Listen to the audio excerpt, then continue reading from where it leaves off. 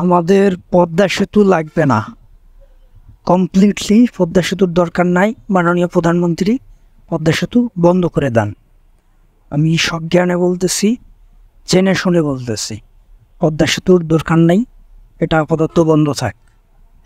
আমাদের বরিশালবাসীর জন্য, আমি ঢাকা থেকে বরিশাল যাওয়ার যে রোডটা, হাইওয়েটা, এখানে আপনি খেয়াল করলে দেখবেন এত বেশি বাসের চাপ, গাড়ির চাপ। আমরা যারা বাইকার আছি, আমাদের আসলে রাস্তায় বাইক চালানোর সুযোগ নেই। এই যে রাস্তা থেকে সাইডে নেমে গেছি, বাসের চাপায় রাস্তা থেকে সাইডে নামতে বাধ্য হয়েছি।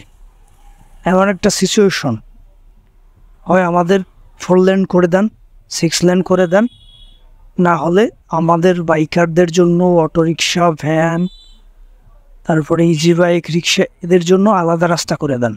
এছাড়া আমাদের আসলে যাওয়ার কোনো জায়গা নেই।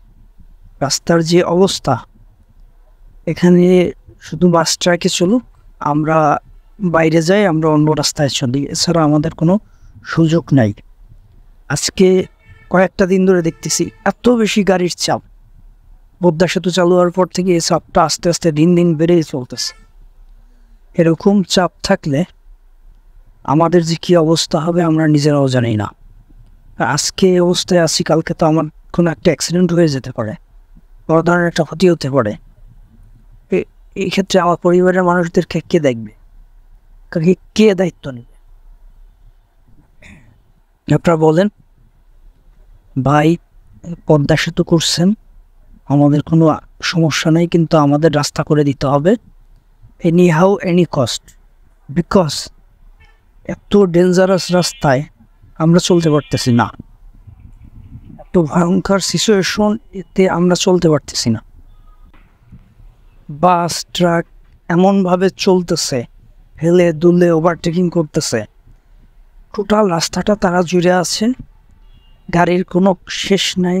সেকেন্ডে সেকেন্ডে গাড়ি আসতেছে, মিনিটে মিনিটে গাড়ির ঝাঁক ঝাঁক গাড়ি আসতেছে। এই অবস্থায় প্রচণ্ড ভয়ঙ্কর হয়ে গেছে, সিচুয়েশন কন্ট্রোলের বাইরে।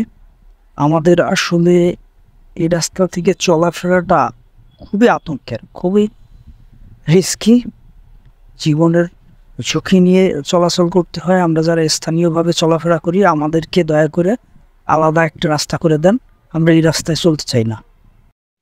এই সিচুয়েশনে সব কিছু দেখে শুনে বুঝে রাস্তায় বাইক নিয়ে বের হওয়া, নিরাপদে ঘরে ফেরা খুবই ভয়ঙ্কর, খুবই